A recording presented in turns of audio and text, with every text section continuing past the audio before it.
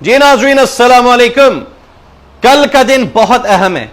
कल बरोज़ इतवार 16 जुलाई को खवातीन इनकलाब लेकर आने लगी हैं इस लववेड इंडस्ट्री के अंदर, और उस प्रोग्राम को देखने के लिए ARY न्यूज़ के चैनल को ऑन रखना, जियो न्यूज़ को जारी रखना, इसी तरह समा टीवी पे, नियो टीवी पे और उर्दू पॉइंट पे इंशाल्लाह हमारी डॉक्यूमेंट्री बन रही है। इसके अलावा लाहौर रंग और दूसरे प्रेस चैनल्स वहां पे इंशाल्लाह सब वहां पे मौजूद होंगे। और यह पाकिस्तान की तारीख में वाकई पहली दफा होगा जहां पे हम इनकलाब लेकर आने लगे हैं। There will be revolution in this lovewed industry. और ये इवेंट हमारा मेन टारगेट नहीं है, हमारा मेन टारगेट है 2 साल के बाद, और इस 2 साल तक के सफर में बहुत कुछ करना है।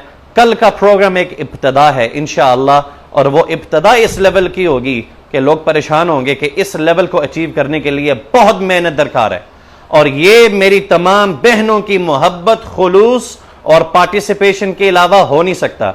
और इसमें सबसे बड़ा सलूट मैं देता हूं मैडम शमसा हाशमी साहिबा का, जो कि इस टीम की कप्तान है, जिनके विजन और एक्सपर्टीज के साथ हम आगे बढ़ेंगे। कल आप देखेंगे और आप खुद कहेंगे शेख साहब छा गए हो इंशाअल्लाह। इसी के साथ साथ मैं सलूट और मुबारकबाद देता हूं डॉक्टर फुरकान साहब को, जो कि कराची के अंदर एक प्रोग्राम इसी तारीख में कायम करने जा रहे हैं, जहां पे लवबर्ड्स के डिजीजेस के मुतल्लिक आगाही दी जाएगी मैरियट होटल में। तो best of luck sir with your upcoming programme, अल्लाह ताला आपको उसमें कामयाबी दे। और इंशाल्लाह इसी तरह हम सब मिलकर मुख्तलिफ प्लेटफॉर्म से, मुख्तलिफ ब्रीडर्स के साथ मिलकर, मुख्तलिफ सोसाइटीज के साथ जॉइंट वेंचर्स करते वक्त मोहब्बत का पैगाम और न्यू इन्वेस्टर्स को हम आगाही दें, तालीम दें। क्योंकि न्यू फैंसियर वाला तो अब सिलसिला खत्म हो गया ना। हमारे इस मुल्क के अंदर सारे कमर्शियल ब्रीडिंग की तरफ आ रहे हैं, फैंसियर तो अब रहा ही नहीं। तो मैं इनको लकब देता हूं न्यू इन्वेस्टर्स के लिए हम आगाही का प्रोग्राम दें, इनको हम अवेयरनेस क्रिएट करें, इन्वेस्टर बनाने के बाद हम इनको हॉबियस्ट बनाएं। ठीक हो गया इंशाल्लाह। क्योंकि 99.9% जो इस हॉबी में आए हैं, इन्वेस्टमेंट की शक्ल में आए हैं, वो हॉबियस्ट बाद में बने हैं। पिछले हफ्ते मैंने एक वीडियो बनाई, उसको इस की वीडियो के साथ अटैच करता हूं। पाकिस्तान का एक सबसे बड़ा मसला कुरान पाक से दूर होना है, उसके साथ साथ दीगर और मसाइल हैं। उनमें से सबसे बड़ा मसला वो है इस दिल की खराबी। कितने ही लोग हैं जो हॉबी में आते वक्त सबसे पहला उनका इनिशिएटिव क्या होता है, इस बंदे को मैंने नीचा दिखाना है, इसको मैंने हिरा के दिखाना है, इसकी मैंने वो कर देनी है, मैंने इसकी फाड़ देनी है। अल्फाज आप सुनते हो ना, माजरत के साथ ये अल्फाज हर मजलिस में बोले जाते हैं। तो जिसका इनिशिएटिव ये हो वो बंदा तरक्की नहीं करेगा, अल्लाह ताला की तरफ से उसका साथ नहीं होगा। कुरान पाक के बाद सबसे ज्यादा सही किताब, मुस्तनद किताब सहीहुल बुखारी है, इसमें किसी का इख्तलाफ नहीं है। सहीहुल बुखारी के अंदर जो सबसे पहली हदीस इमाम बुखारी रहमहुल्लाह ने जो वहां पे वदा किया है वो है इन्नमल अमालु बिन्नियात, के बेशक अमाल का दारोमदार नीयतों पे है, और नीयत का जो मौके है वो है दिल। ये दिल साफ होगा, नीयत दुरुस्त होगी, अल्लाह ताला आगे कामयाबी देगा। इस दिल में मलल होगा, खराबी होगी, आगे जाकर भी परेशान होंगे। तो लिहाजा अपनी नीयतों को दुरुस्त करें। नीयत आपकी क्या होनी चाहिए कि मैंने हलाल रिज़्क कमाना है, अपने घर वालों के लिए आसानी करनी है, अपने साथ रहने वालों के लिए आसानी करनी है, लोगों को फायदा पहुंचाना है। इससे बढ़कर और आप क्या चाहते हो? अपने मुल्क के लिए बेहतरी करनी है। जिस मुल्क को लोग गलत नजरों से देखते हैं, हम इस मुल्क को दुनिया के सामने रोशन कर दें। हमारी नीयत क्या होती है? मुकाबलाबाजी। हमारी नीयत क्या होती है? नंबर 1। नंबर 1 बनने में कोई मसला नहीं, लेकिन नंबर 1 बनने के चक्करों में दूसरे को गंदा करना यह गलत है। अपने बर्ड को बेचने के लिए दूसरों को गलत कहना यह गलत है। अपने आप को इंट्रोड्यूस करने के लिए दूसरों को बुरा भला कहना यह गलत है। क्या हम सब ये नहीं करते? अगर करते हैं तो आज आप अपने आप को देखें, आज आप कहां पे खड़े हैं। अल्लाह ताला का एक कानून है, हल जज़ाउल इहसानी इल्लल इहसान, नेकी के बदले नेकी ही मिलेगी, बुराई के बदले बुराई ही मिलेगी। लोगों के साथ अच्छा करोगे आपके साथ अच्छा होगा, लोगों के साथ बुरा करोगे आपके साथ बुरा होगा। ठीक हो गया ना? ये होगी एक छोटी मुख्तसर सी एक मैंने एक बात करनी थी आप सबसे। अपनी नीयतों को दुरुस्त करें, अल्लाह ताला आपकी मंजिल को आसान करेगा।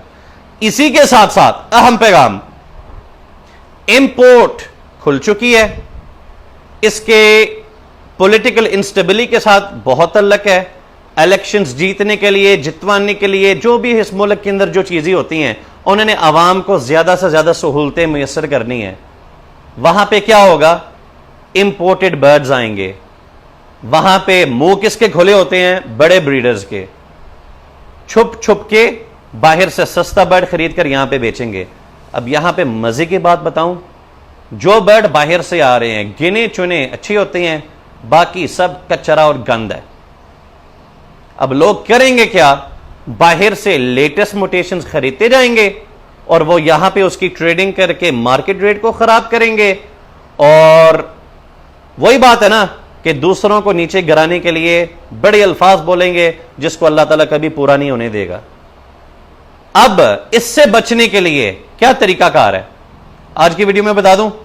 क्या याद रखोगे, इस वक्त इंपोर्टेड शिपमेंट्स में पार ब्लू अपलाइन पेल फेलो बहुत सारा आएगा, बहुत ज्यादा। एक शिपमेंट नहीं, दो नहीं, काफी सारे। उससे आप बचें।